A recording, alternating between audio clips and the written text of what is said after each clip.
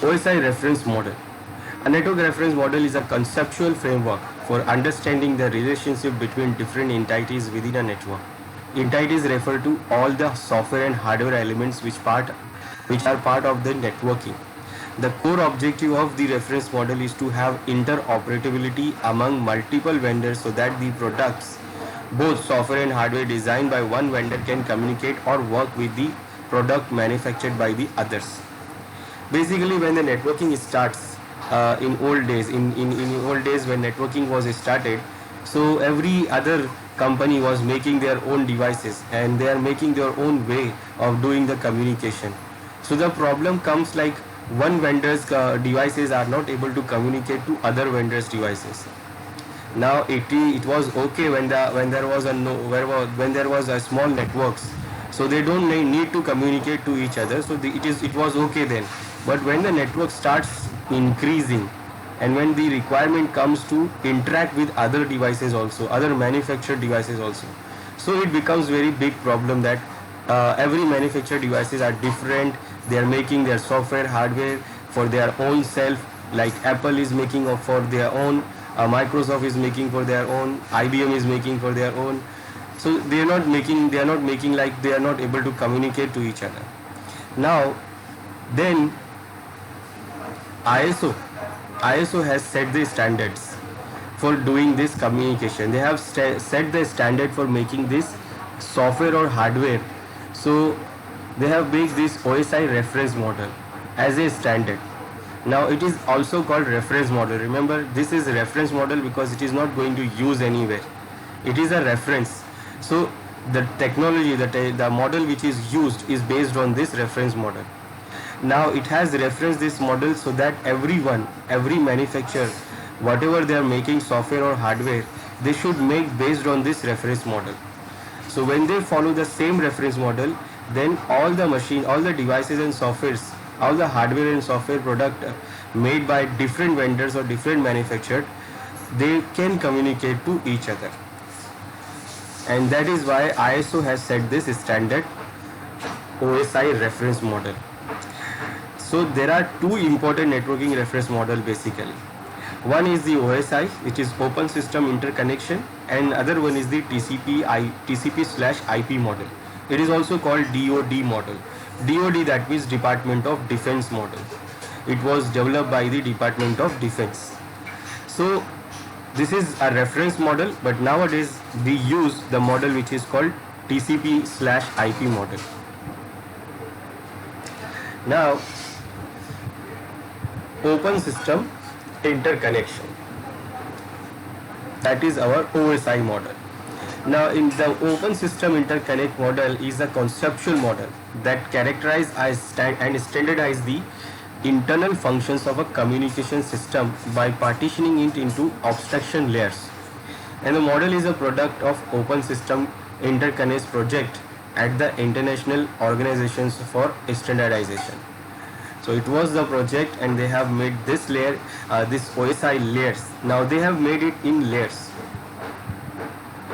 They made this OSI, ISO, they made this OSI model in 7 layers.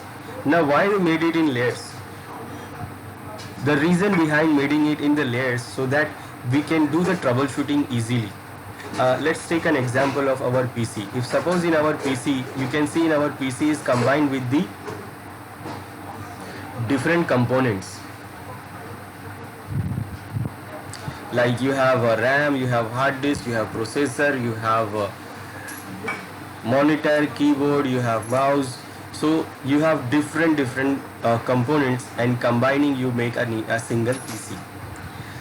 Now if suppose you are having a problem in a hard disk, so you can easily detect that this is the problem of hard disk. If you are having a problem of RAM, then it is easy for troubleshooting that this is the problem of RAM. And if suppose you want to troubleshoot and you want to change, you want to solve the problem, like if suppose the RAM is corrupted, then you will not change the whole PC, you will only change the RAM. So making it in abstraction layer, it makes it easy to do the troubleshoot and do the fixing. So we can fix the problem easily. And also the hardware vendors who's making the devices for the networking, so they can make the devices for the specific layer. Like somebody is making a devices for the data link layer, somebody is making for devices making for the network layer, they're making softwares, they're making devices, and that it will be easy for the vendor to make the device for that specific layer. And when we got any problem on that layer, we don't have to change the whole model, we just have to change the layer. We have to just change the layer, we have to just change the device which is working on that layer. So it is easy for doing the troubleshooting and managing, and that is why it has made it into 7 abstracted layers. Now what are these layers here? We have these layers: application layer, presentation layer, session layer, transport layer, network layer, data link layer, and physical layer. Now when I name these layers, I am writing the layers from application to physical layer. But when you ask which layer is the first layer, so the physical layer is the first layer.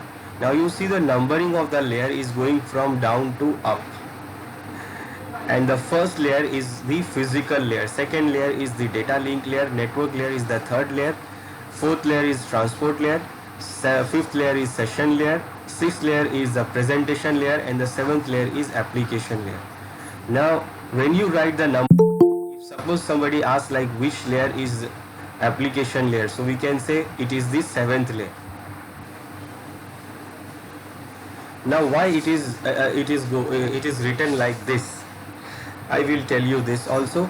Now these are the lower layers, these 1, 2, 3 is called the lower layers, transport layer is the middle layer, and the upper layer is application, presentation, and session layer. Now it is still called upper layer, but still it is having the numbers 7, 6, and 5. The lower layers are having the number from 1, 2, 3. Now why these numbers are like that? When you see these layers, we always write it like application, presentation, session, transport, network, data link, and physical layer. It looks like the application layer is the first layer, but when you talk about the number of the layer, then the first layer is physical layer, it is not the application layer. But why I am writing it like this? Now because the layers basically defines how the data will go from one machine to other machine. Now suppose this is my source machine here, and this is my destination machine.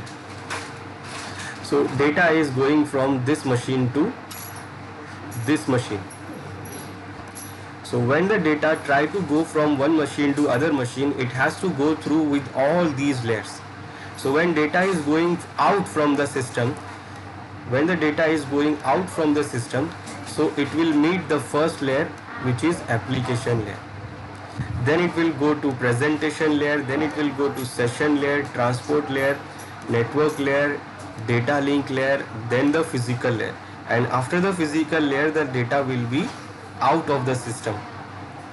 And then when the data reaches the destination machine and try to enter into the destination machine, then the first layer it will meet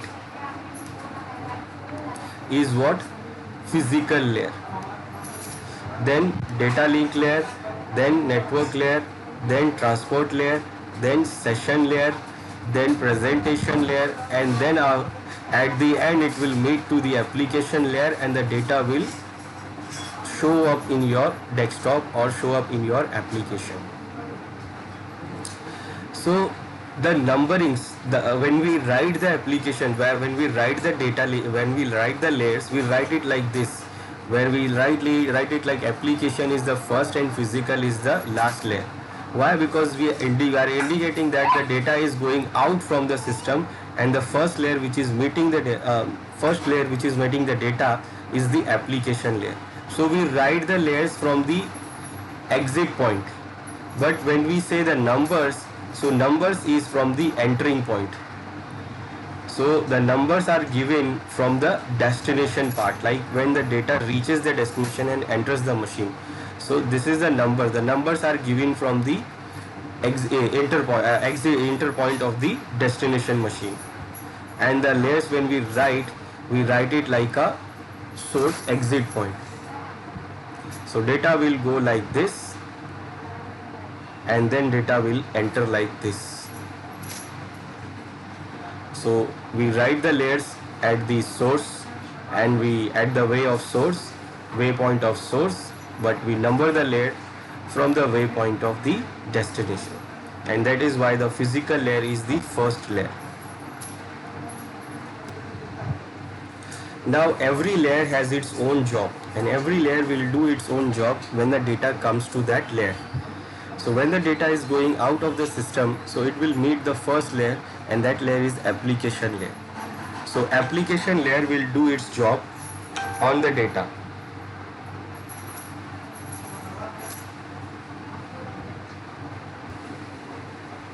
So what is the job of application layer? The application layer integrates network functionality into the host operating system and enables network services.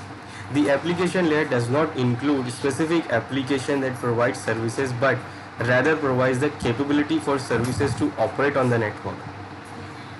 That means it actually provides the capability for the network. Like if suppose there are some network aware applications. Network aware applications are like we are having internet browser, we are having mail client, we are having different applications. Nowadays we are having lots of applications which requires the network. So those network aware applications, that means they need the network and they want the network also. They want to connect the network. For example, we are using the file services. File services like transferring and storing and updating and shared data.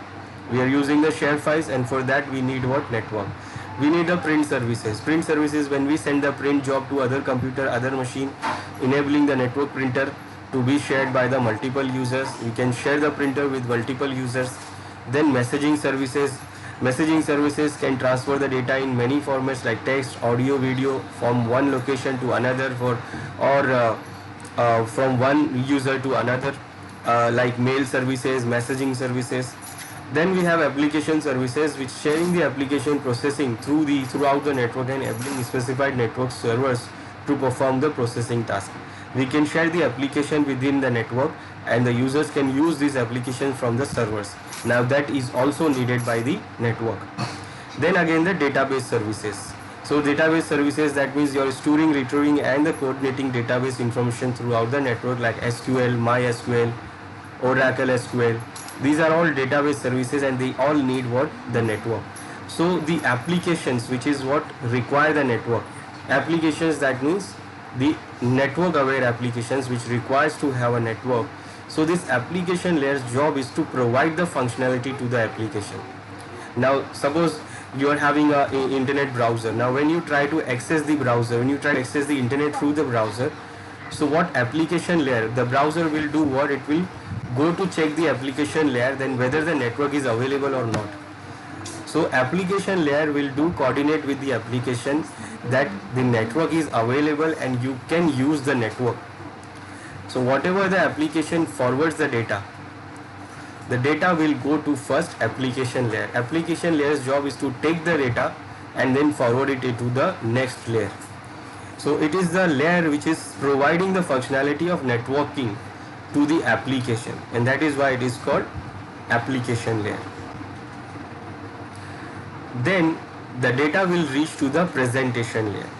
Remember, after the application layer will forward the data to presentation layer.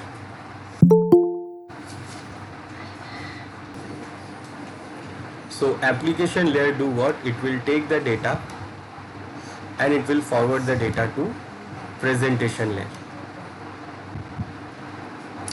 Now all the other applications, like which protocol works here? The other protocols like HTTP, FTP, DNS, these are the protocols which works on this application layer.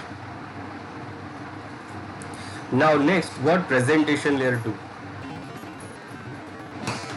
So now when data reaches the presentation layer formats or present data into a compatible form for recipient by the application layer or the destination system.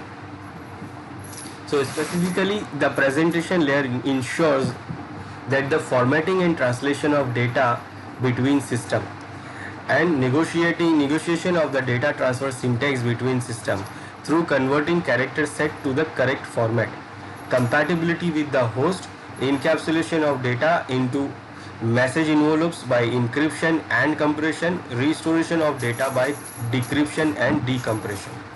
So the presentation layer formats data for the application layer, and therefore it also sets standards for multimedia and other file formats such as GPG, bitmap, TIF, PICT, MPEG, WMV, AVI, ASCII, MIDI, WAVE. So basically presentation layer do what? First it will do format the data to make a understandable for the source, for the destination or receiver machine. Basically now suppose it use these standard formats, like these formats. It add the formats of the data, like what the data is: JPG data, TXT data, document data, or MPEG data, or MP3 data. So whatever the data type is, it is defined here that this is the data type, and it will make a format the data in simplistic way, so that the receiver machine can easily understand the data. Then the other thing it do is encrypting the data. Encrypting the data, and also it do the compression of the data. Now remember, if the application requires, not all the application or not all the data will do the encryption and compression.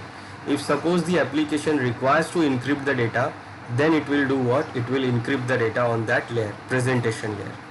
And if the application requires to do the compression, that means compress the data to make some space. Like when we put the data, when you put some file on some messaging sites like WhatsApp, so what they do, they actually compress the data so that it can reach quickly without decreasing the quality, maintaining the quality. They compress the data so that it can reach quickly. And also we also do manually compress the data when we send it to mail. So it do encryption and also do the compression. So set the file format, and it set the format to compatible form so that a recipient can understand the data. Then it will do encryption if requires, and do compression if requires. Now it do compression and encryption, and then do decryption and compression at the destination. That means when the data is going out of the system, it is doing the compression and encryption. When data reaches the destination, when it is going out from the source, it do the encryption and decryption if required, and when it reaches the destination, it do decrypt and decompress the data. So data reaches this presentation layer. Now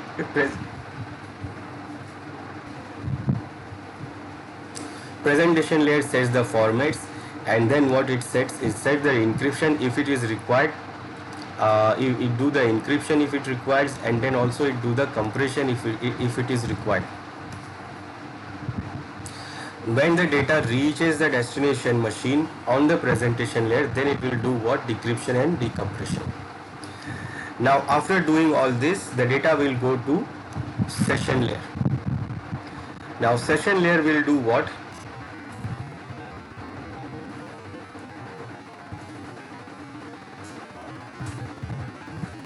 So session layer primary function is managing the session in which data is transferred.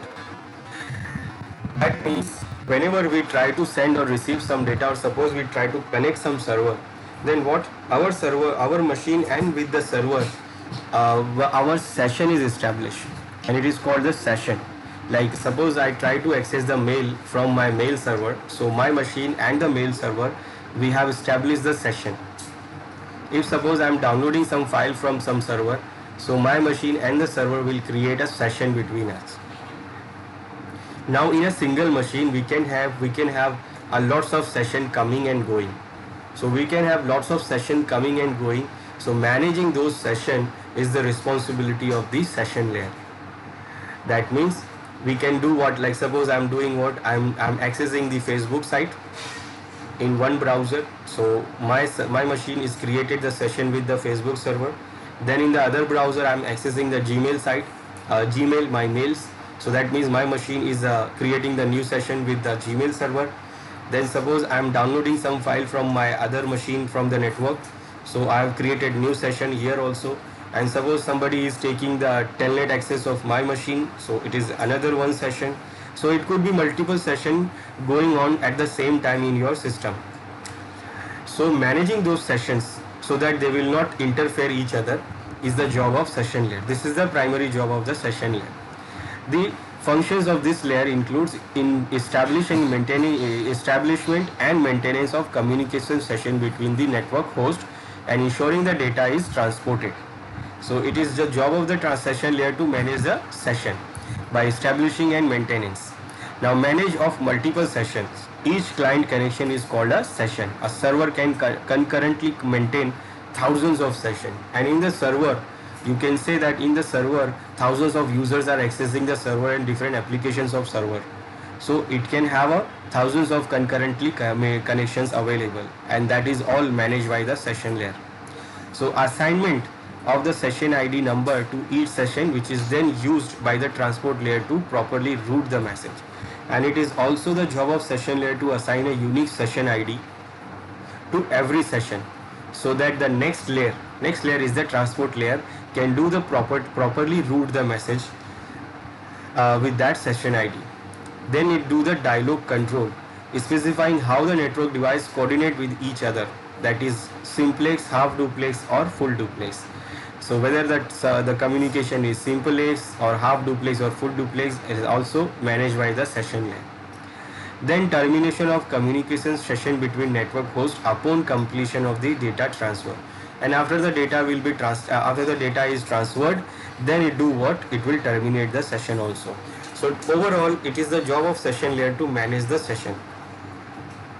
There is one more job it do the correction of the data. Data detection, error detection and error correction also done by the session layer. Now error detection and error correction, that means if some error comes from application layer to the session layer in the data, then it can do correct the data. It can do the correction, but only from the source side. It will not do in the destination side. When the data reaches the destination, it cannot do the error correction. It can do only from the source side. Now after these three layers, the data will reach to the transport layer. Now remember, those three layers are called upper layers. Now upper layers means what? These layers are only related to application. That means these three layers, we call them upper layer because these are related to application. That means if something goes wrong in these applications, that means it is the responsibility of application. So if it is going something wrong, then it is important to it is the application's responsibility. That means if suppose something is not happening here, presentation layer is not doing a job, application or session layer is not doing the proper job, that means that application is corrupt. So for fixing this, you just have to reinstall the application. You can't do anything, it is just an application. So it is upper layer, and upper layer is not that important for the network part, because it is based on application. It is all based on application. The real job of network starts after the fourth layer, that is the transport layer. So after these three layers, the data is actually created. The data is actually created and it is called PDU. So these three layers job is to create the PDU. It is called packet data unit. PDU means packet data unit.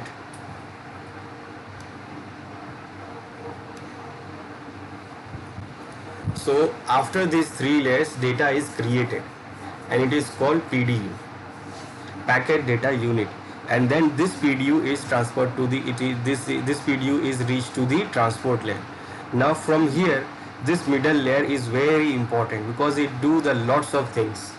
Lots of things are done by this transport layer to transport the data. So this PDU reaches the transport layer. Now from here, what transport layer do? So the transport layer provides a transition between the upper and lower layers of the OSI model and making the upper and lower layers transparent from each other. Upper layers format and process data without any concern for delivery. That means they don't know that whether the data is delivered or not, or where the data will go. They just create the data. That is why it is what the job of application to create the data. Then lower layers prepare the data for delivery for fragmenting and attaching transport required information. So the lower layers job is to deliver the data by formatting and attaching the information required to forward the data. So functions of the transport layer are like service point addressing.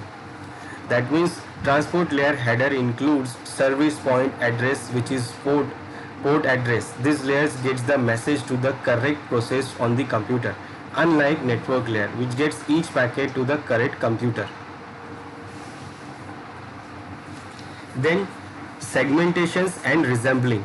A message is divided into segments. Each segment contains sequence number which enables this layer to resemble the message, and message is resembled correctly upon arrival at the destination and replaces packets with which were lost in transmission. So what it do first? First it do the segmentation. Segmentation, that means this PDU can be a big file. It can be a 100 MB file.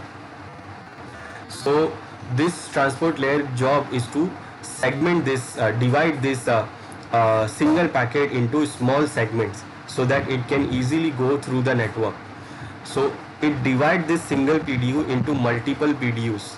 Multiple PDUs of the size of the PDUs or the size of the packet is minimum from 64 KB to 1544 kbps. So this 100 MB or whatever the size of the PDU comes from the application layer or these upper layers. It first do the segmentation of those layers. So after doing the segmentation, it will do what? It will add each segment a sequence number. Sequence numbers are important to attach the combine the segments again to create this PDU. Suppose it divided into 10 segments. So each segments will get the number from 1, 2, 3, 4, 5, 6, 7, 8, 9, 10. Now after that, each segments will go through these lower layers separately. That means every segment will go one by one through all these layers, all these three lower layers one by one. Like packet 1 will go first, then packet 2 will go first, the second, then packet 3 will go, then 4th, 5th, 6th, 7th, 8th and 9 and 10. Now within the network from source to destination, it is not important that they will reach at the destination like the sequence. They can reach, suppose the 5th packet comes first, then 6th packet come, then 10 packet come, then first packet comes, then say 3rd packet comes. So it is not necessary that every time the packet will reach as a sequence. So that it added the sequence number in that packet so that it will reach the destination and the destination machine can combine the packet to create the PDU by using that sequence number. And in the sequence number, like it is divided this packet into 10, so it will have an information that this packet is number 5. This packet number, the sequence number is 5 and it is out of 10. So the 10 packet is required to combine this packet, this PDU. So when the packet reaches the destination, the segment reaches the destination, so it will wait for the 5th one. Suppose the 5th one comes, so it will wait for the other 9 segments to come before combining the packet and creating the PDU. So the segmentation is important. Then the next thing it do is to add the port number. Adding the port number. Now port numbers are the unique numbers which is assigned to every protocol. So whenever we have any protocol, they are having a unique number. Now it is defined by the developer who developed the protocol. So we can't change that port numbers. We can say that this is it is like a numerical address of that port number for that protocol. For example, HTTP is port number 80, FTP is 21, Telnet is 23, SSH is 22. These are the protocols we have, and all those protocol uses a port number. So So here in this transport layer, it adds the port numbers also for every protocol, so that it can be understood by the destination that this protocol, this port number, that means this is the destination, this is the protocol, it is what it wants to do the communication. So it do what? It attach every protocol, the port number for the protocols. Now port numbers for the source and the destination both. So source and destination port numbers are also added here in the transport layer. Then next what it do? The next it do connection control. It includes two types: connection less transport and connection oriented transport. Connection less transport using UDP and connection oriented transport using TCP. Now these two types of connection transport we have, and these two protocols are there for doing the transmission, UDP and TCP. UDP means user datagram protocol and TCP means transmission control protocol. Now they are different. Each segment in UDP, each segment is considered as an independent packet and delivered to the transport layer at the destination machine. And connection oriented protocol, that is TCP, before delivering packet, connection is made with the transport layer at the destination machine. So there is a big difference between TCP and UDP. So TCP do what? It is called connection oriented because it do create the connection first before sending any data. And UDP do not create any connection before sending the data. It will just throw the data. Whether the other machine is getting the data or not getting the data, it doesn't consent. And it treat every data packet as a independent packet. And it will send every data as a independent, and it will just throw the data. It does not see that whether the other machine is connecting and it is receiving the data or not receiving the data. So there is a big difference between TCP and UDP. Let's say what is the difference?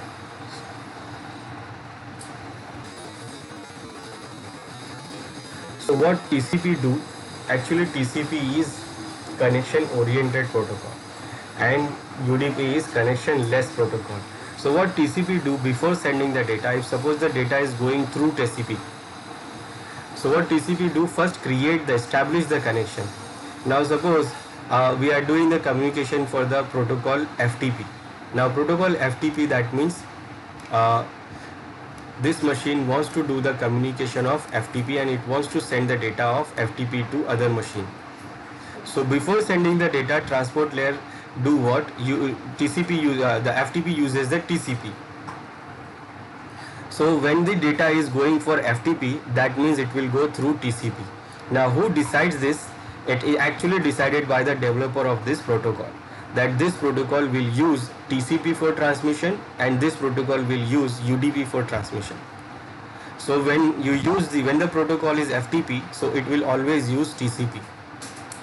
So what it will do? First it will try to establish the connection. Before sending the data, it will establish the connection with the other machine, and it will see, it will make sure that the other machine is ready to accept the data or not.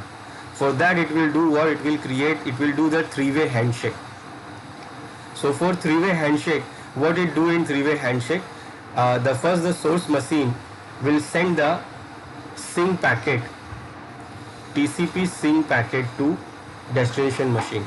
Now TCP sync packet, that means it is a TCP packet, and in that packet a sync flag is set. Sync flag is set means it is a sync. It is a flag which said it is saying sync, like is synchronization, and it is for FTP protocol. So first it will do what? It will send the sync flag set packet to the destination for the FTP protocol. Now if the destination machine is ready to accept the packet, that means what? That means ready to accept the packet means what? The FTP server is running on that machine. Like if the destination machine is having the FTP protocol configured and this machine is listening on FTP protocol, so only then it will accept the FTP data. Otherwise it will not accept the FTP data. So sending the sync flag means it is asking, this machine is asking the other machine that Are you ready to accept the FTP data? I want to do the communication. It is like, hello, I want to do the communication and I want to do for the FTP. Are you ready or not? So this sync flag, that means it is saying this. Now this destination machine will say, if it is having the FTP service running in this machine and it is listening for FTP, so it will do what? It will send the sync AG flag. It will send the sync AG packet. In that packet, the flag is set for sync and ACK. ACK means acknowledgement.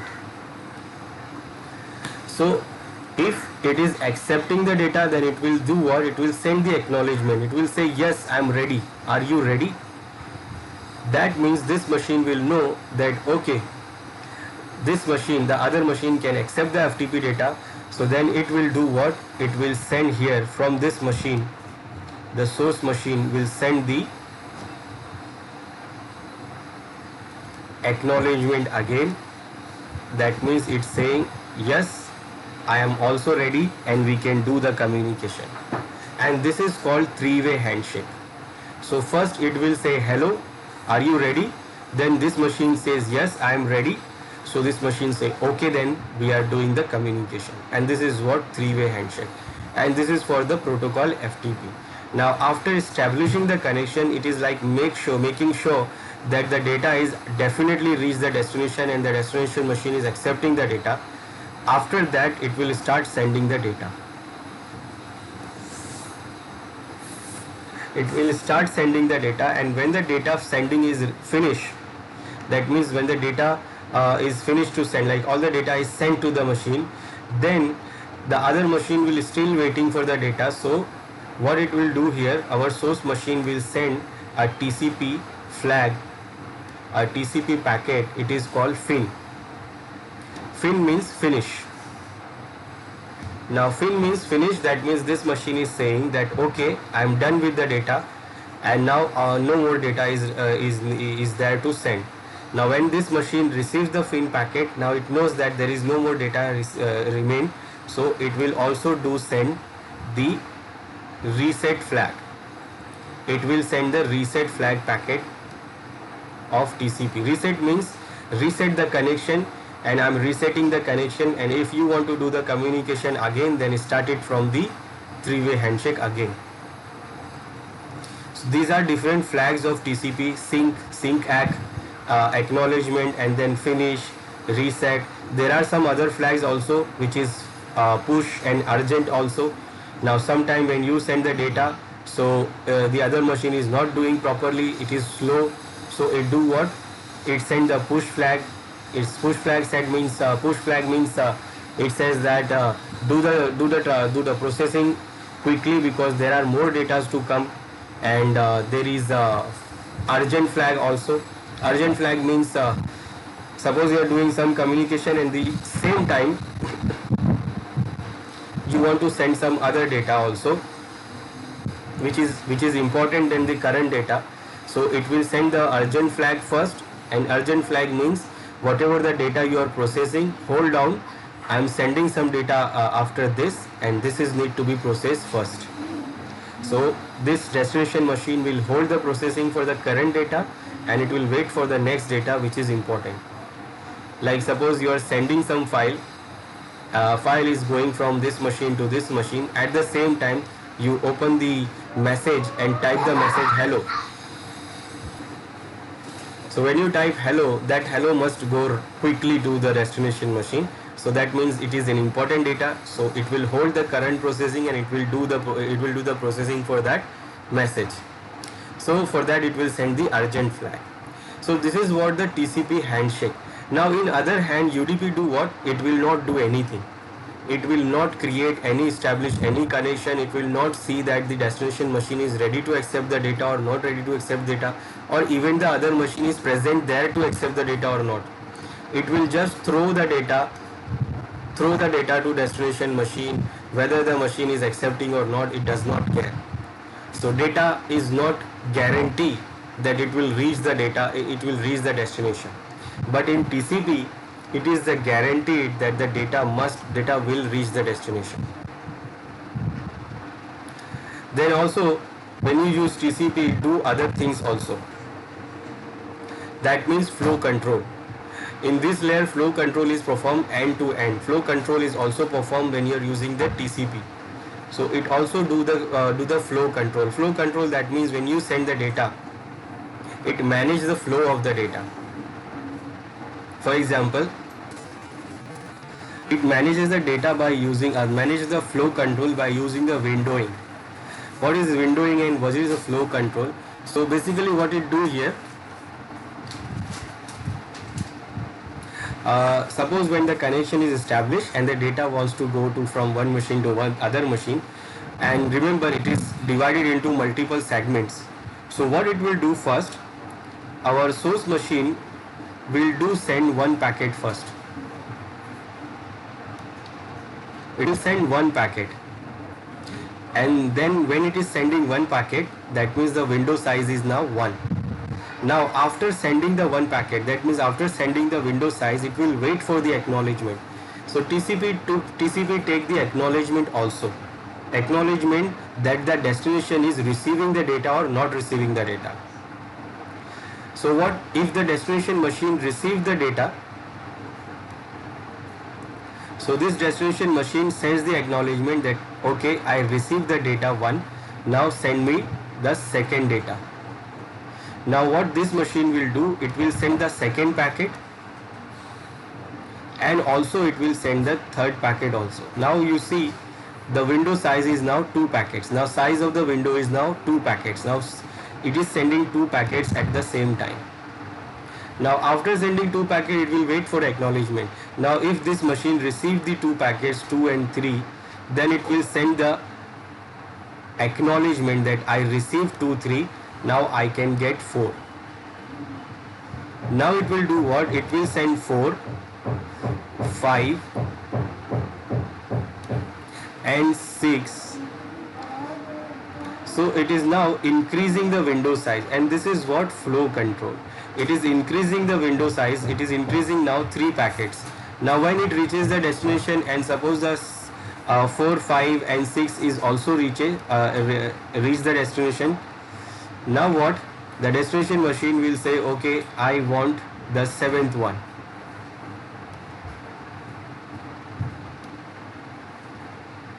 Now what this machine do? It says okay, 3 packets are also acceptable, so let's increase the window size.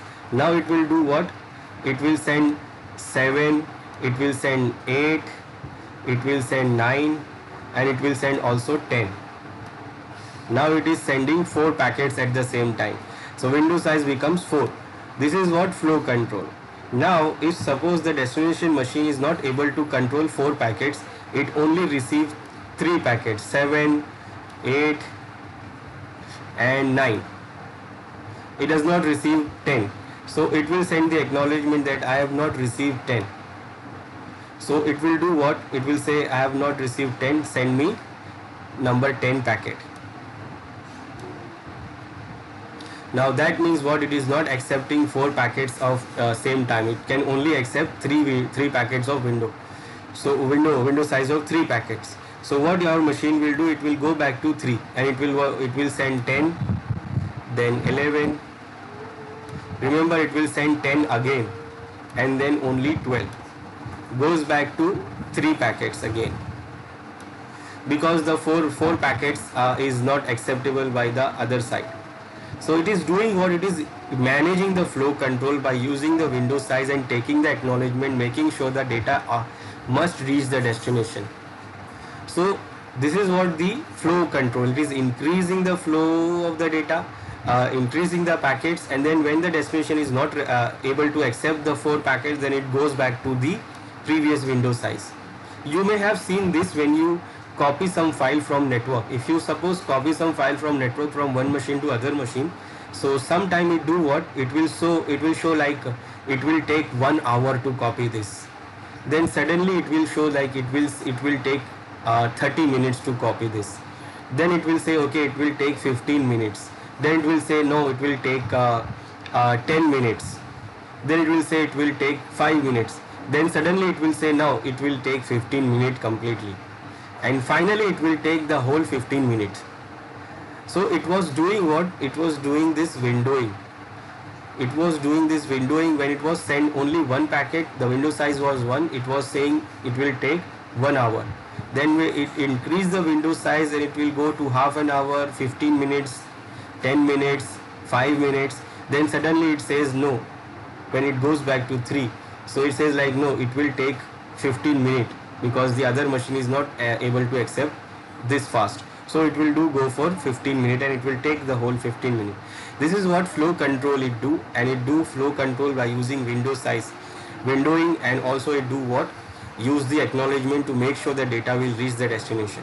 Now in other hand, if you are using the UDP, it will not do anything, it will just throw the data one by one, and each data is what? It's a separate data for him. So it will go, every packet goes separately, so it will consider them as a separate packet, so it will just send it without any concern, without any acknowledgement.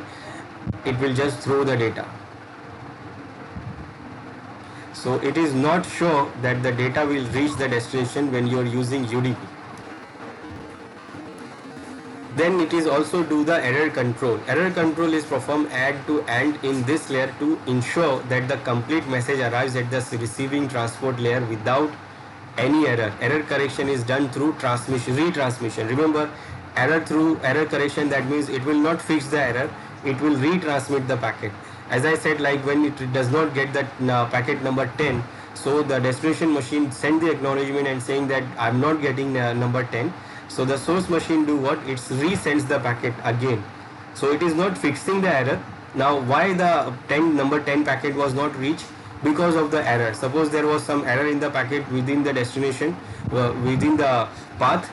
So in the network, it suppose there is some error, so packet was dropped in the network, so it was not reached the destination. So it is not fixing the packet, it will do what? It will retransmit the packet again. So basically this is the difference between UDP and TCP.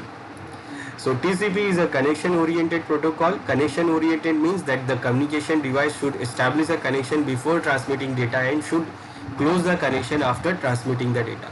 And UDP is the datagram oriented protocol. This is because this is no overhead of opening and connection, maintaining connection and terminating a connection. UDP is efficient for broadcast and multicast type of network transmission. So when you say like TCP is making sure that the data will reach the destination, and UDP is not making sure the data is reached the destination, it is just throwing the data. So why we are using UDP?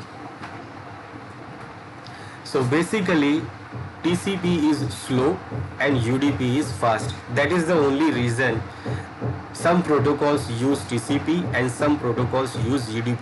Now we don't decide it. Remember, we don't decide that which protocol use TCP and which protocol use UDP. It is decided by the protocol vendor who developed the protocol. So if the protocol required the data must reach the destination, that means it needs the reliability, then it uses the TCP for transmitting the data. But if the protocol requires the speed, but data is not important, it does not need the reliability of data, it just wants the speed, that data must reach quickly, no matter if the data is dropped or corrupted or whatever. So it uses the UDP. For example, if suppose you want to send the mail to someone, so mail is very important, the data for the mail is very important, you don't want to lose the mail in between the path.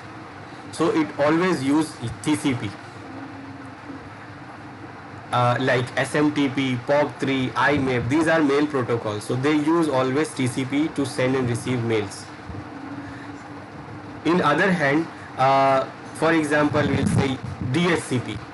DHCP's job is to provide the IP address information to the machine. So server is giving IP addresses to the client. Now when client wants to have the IP address, it will send the request to DHCP server. Now that request must go very quickly because the IP must give in quickly. It cannot wait for IP. And the data is not important, it is just an IP request and IP reply from DHCP. It is not that important. So data can be dropped, it will resend again, it is not that important. but the speed is very important, so it will use UDP. And any kind of broadcast, mostly they use what the broadcast always use UDP. In broadcast communication or multicast transmissions, we need the data, a bunch of data to transfer.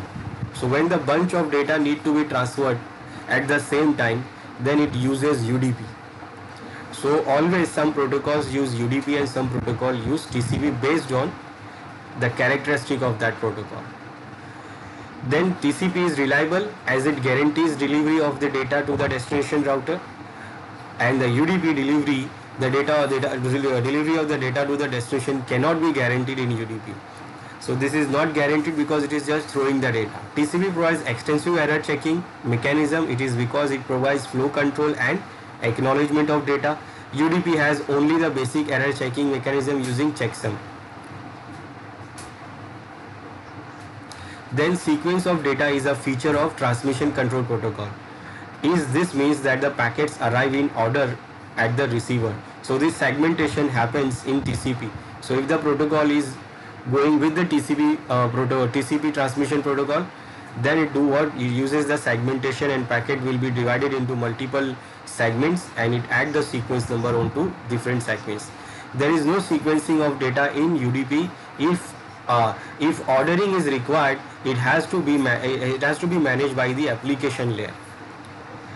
TCP is comparatively slower than UDP. This is the main reason which some protocol uses TCP and some protocol uses UDP. So TCP is comparatively slower than UDP because it do lots of things. Remember, it is doing what? Establishing the connection, maintaining the flow control, doing the windowing, sending the package, getting the acknowledgement. If the packet does not reach the destination, then resending the packet. So it will be slow. But UDP is faster, simpler and more efficient than TCP. Retransmission of lost packet is possible in TCP but not in UDP. So there is no retransmission of lost packets in user datagram protocol. If the packet lost, it is lost and you get the error. But TCP will make sure that if the packet is lost or error, it will resend the packet. So TCP doesn't support broadcasting, but UDP supports the broadcasting. So basically UDP used for broadcasting network. Then TCP uses this handshake and UDP does not use any handshake. It will just go like request, response, response, request, request, response. Simple. So this is all done by the transport layer. Now after this, the next layer is network layer.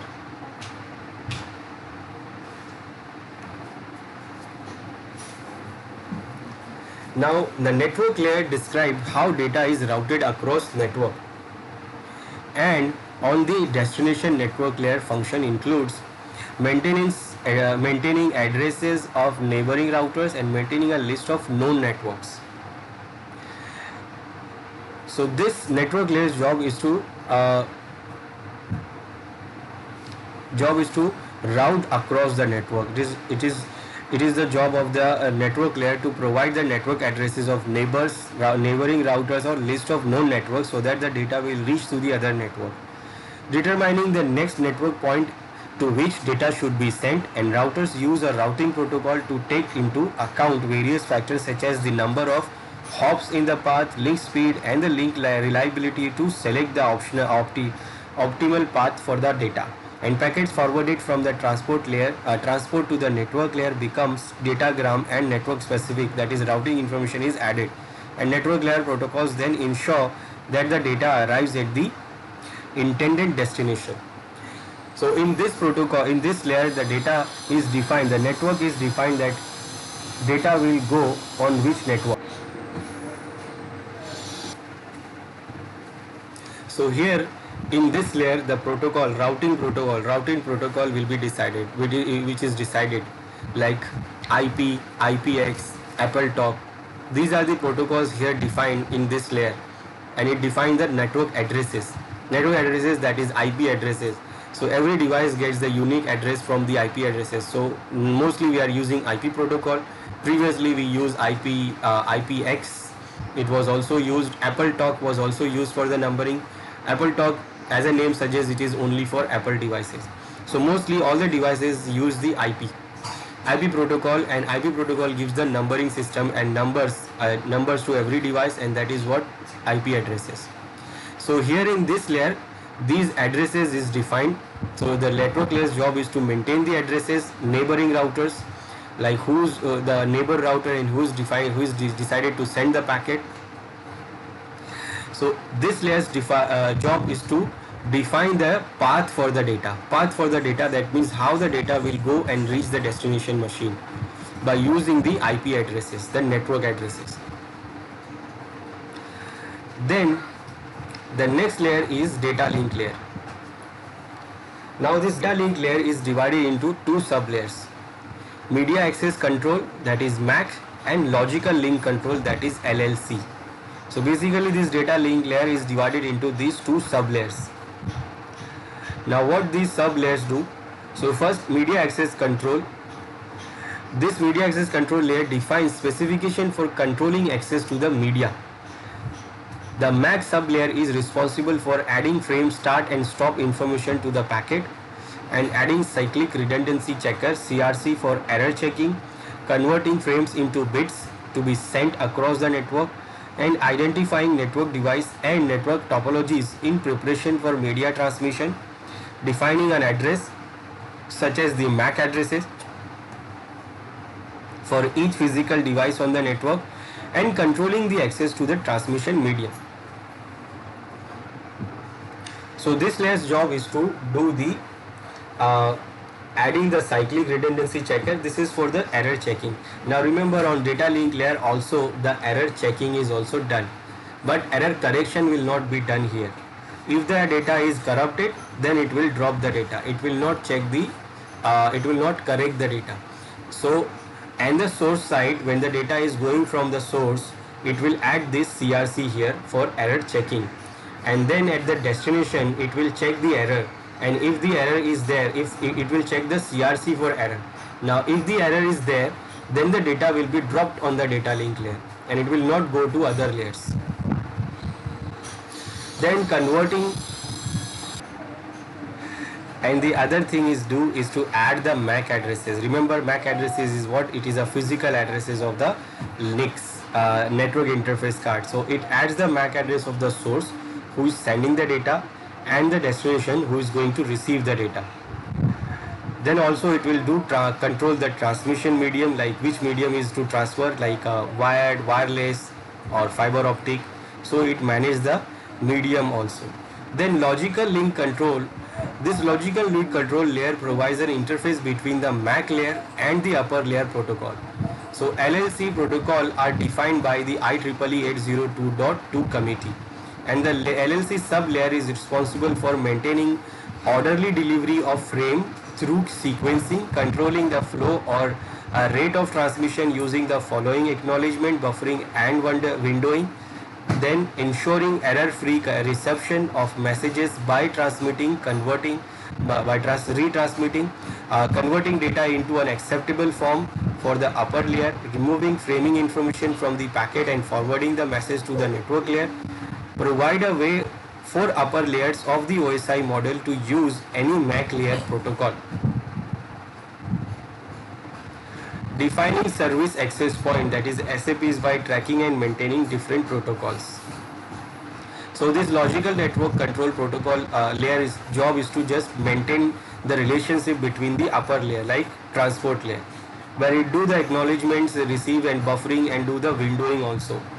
Error receptions, retransmitting, then it do what? The removing the framing information from the packet, forwarding the message to the network layer. When it forward the packet to the network layer, it is the job of the LLC to remove the MAC information, the data link information. Now the last layer is physical layer. So when the data reaches the physical layer of the OSI model sets standards for sending and receiving electrical signals between devices, and it describes how digital data, that is bits, are converted to electric pulses, radio waves or pulses of lights, and devices that operate the physical layer send and receive the stream of bits. So the physical layer provides the following services: modulate the process of converting a signal from one form to another so that it can be physically transmitted over the communication channel, bit by bit delivery.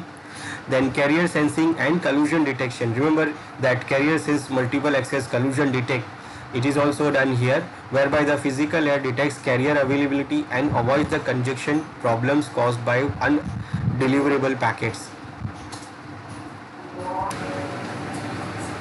Then signal equalization to ensure reliable connection and facilitate multiplexing, forward error correction, channel coding such as error correction code, and transmission mode control. Basically, physical layer's job is to transmit the data. Whatever the transmission medium available, so it will do what? It will convert the data. The data link layer is already converted data into bits. Now this physical layer's job is to convert the bits into whatever the transmission medium we have. Like if you are having the copper cable, so it will go as an electric form. If you are having the wireless network, then it will go as a radio wave, microwave. If you are having a fiber optic transmission medium, then it will go as a light form of a light. So it is the job of physical layer to transmit the data over the transmission medium, convert it into the electric form or convert it into the physical transmission, and it do what? Deliver the data by bit. So this is what all 7 layers do. Now there is a thing, it is called data encapsulation and de-encapsulation. Now data encapsulation, that means it will encapsulate the data when it is going out from the source machine, and de-encapsulation, that means it will de-encapsulate the data when it reaches the destination machine. So data encapsulation, that means the sending and receiving of data from a source device to a destination device is possible with the help of a networking protocol by using data encapsulation, and the data is encapsulated with the protocol information at each layer of the OSI reference model, and each layer communicates with its neighbor layer on the destination, and each layer uses protocol data unit, that is PDUs, to communicate and exchange the information. And de-encapsulation means on destination side, the receiving device will synchronize on the digital signal and extract the ones and zeros from the digital signal, and at this point the device built a frame, then a cyclic redundancy check, and then checks their output against the output in the frame check sequence, then field of the data frame, and if the information matches, then the packets is pulled from the frame and then frame is discarded. The process is known as de-encapsulation. So the packet then transferred to the network layer, and where the IP addresses is checked. If the IP addresses matches, then the segment is pulled from the packet and the packet is discarded. The data is processed to the transport layer that rebuild the data stream and acknowledge to the transmitting station that it receives the each pieces of the segment. It happen happily transfer the data stream to the upper layer application.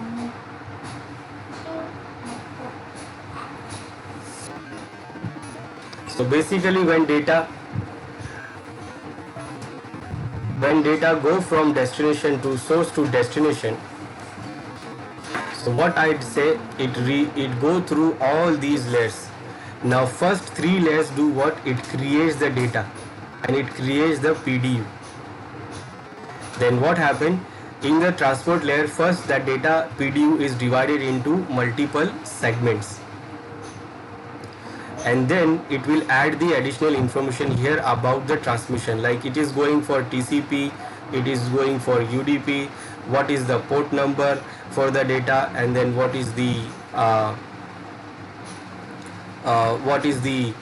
sequence number and all things. So everything will be added here in the transport layer, and these are called headers. When you add new data information in the data, existing data, it is called header. Then when it reaches the network layer's job is to manage the network addresses. So it add the network addresses information into the data packet. It adds the new header here. It is called header. So with the data, it adds the new header. for the network addresses, like network addresses like source addresses, destination IP address, source IP address, gateway address, whatever the address information required, it will add all the information, like whether it is going for, whether it is using the IP protocol, IPX protocol, or Apple Talk protocol. So header is what? Header is the additional information. So in this network layer, it adds the new additional information to the data about the network addresses. Then when it reaches the data link layer, here it will do the encapsulation of the data. And before doing the encapsulation, it added this additional information. It added the header and trailer. Header means it add the header information about the source MAC address, destination MAC address, and other information about the media access control list, media access control layer. And then here it will add new extra information. It is called trailer for the LSC layer, and it has what? Error informations, like it add the CRC, cyclic redundancy checker. It is just an information about the rest of the packet. It do what? It uses one algorithm, and it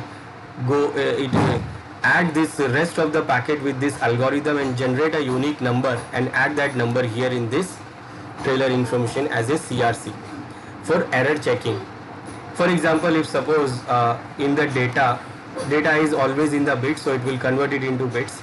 So suppose the data is having 20 zeros.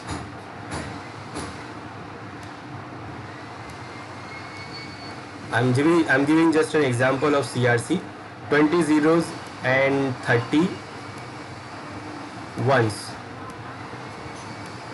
So it added just like this information in CRC. It is not like that. It is using an algorithm to generate the value, but this value will be added here in the CRC. Now when the data reaches the destination, so what destination machine do? Again, then after the data link layer, after the encapsulation of the data, then it goes to the physical layer. Physical layer do what? It transmits the data based on the bits and based on the transmission medium. It will not do anything. Now when the data reaches the destination, first physical layer do what? It converts the data again from the transmission media to create the data packet here and forward it to the data link layer. Now data link layer opens first this trailer to check the CRC. Now check the CRC, then it will check like whether it is in the CRC it is saying 20 zeros and 30 ones. Now it checks the data whether it is right combination is there or not. It is, I'm just giving the example. So it will match the data and match that CRC value whether their values are same or not. If the values are not same, if suppose the change the value, if some the data is corrupted and you have 19 zeros and 20 ones, that means the data is corrupted. So if the checksum value, the CRC value is not matching with the data, then the data considered as a error. So it will do what? It will drop the data here. So it will not reach the other layers. But if data is all right, then it will open this layer, this header, and it will check the source and destination MAC address. Now source MAC address of this machine and the destination MAC address of the machine of the destination MAC address. This machine's MAC address, destination machine's MAC address. Now if the MAC address of the destination machine is right, like the data is for this machine only, then it will accept the data, otherwise again it will drop the data. Because the data is not belong to this machine, because the MAC address is of other machine. So if the MAC address of this machine, then it will accept the data and do what? It will remove these headers. It will remove these headers and trailers, and rest of the data it will forward back to network layer. Now network layer will do what? It will open this header here and it will check that source and destination IP is right or not. Like source IP is the IP who is sending the machine, sending the data, and the destination IP for this machine itself. So if the destination IP of this machine is right, or if suppose the destination IP is of other machine, then it will not accept the data. It will drop the data here. Or if the IP is for this machine, then only it will accept the data. And when it accepts the data, it will do what? It will remove this header from the data and it will forward the data to transport layer. Then transport layer will do what? It will check all those things, whether the data is coming from UDP or TCP. Now if it is coming from UDP, it will not check anything, it will just forward the data to upper layer. And if it is coming from UDP, so it will check the sequence number, it will check how many packets are remaining to come, so it will wait for all the packets to come, and if it will send the acknowledgement also that whether the packet is coming or not coming, some packets are missing. So it will do all those things and make sure the data will come, all the packets will come here, and then it will rearrange the sequence and create the data PDU, and then after that it will forward the PDU to session layer. Now session layer's job is to just maintain the session by using the port number, so it will maintain that is it session coming or going out, and then it will forward the data to presentation layer. Now presentation layer's job is to see the format of the data, whether it is TXT or document format, video format, or whatever JPG format. So it will maintain that, and if the data is compressed, so it will decompress the data here. If the data is encrypted, so it will de-encrypt the data here, decrypt the data here, and then after that it will forward the data to the application layer. Now based on the type of the data, application layer will decide that the data will reach to which application, and the application layer's job is to forward the data to that particular application in the destination machine, and then the data will open into the application and we'll see the data in the application. Whatever the application, maybe it is mail application, browser application, so it will open the data in that application directly. So this is the process, what it is called encapsulation and de-encapsulation. So on the source side, it is encapsulating the data here, and on the destination side it is de-encapsulating the data.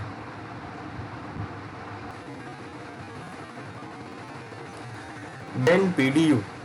So we are talking about PDUs. The PDUs are means what? The protocol data unit contains the control information attached to the data at each layer, and the information is attached to the header of the data field, but can also be in the end of the data field, or we can say trailer. PDUs are encapsulating by attach them to the data at each layer of the OSI layer reference model, and each protocol data unit has a name depending on the information each header has, and this PDU information is only read by the neighbor layer on the destination and then is stripped off, and the data is handed to the next layer. As I said, every layer has their information, so it will check the information of their layer and then it will strip the information and forward the data to the upper layer. And this is what the OSI reference model, and it has 7 layers, and all the network decides, like when you see when the packet goes from one machine to other machine, so how it is going from one machine to other machine, what is the process and what is the job of these different layers. We have seen this in this OSI reference model.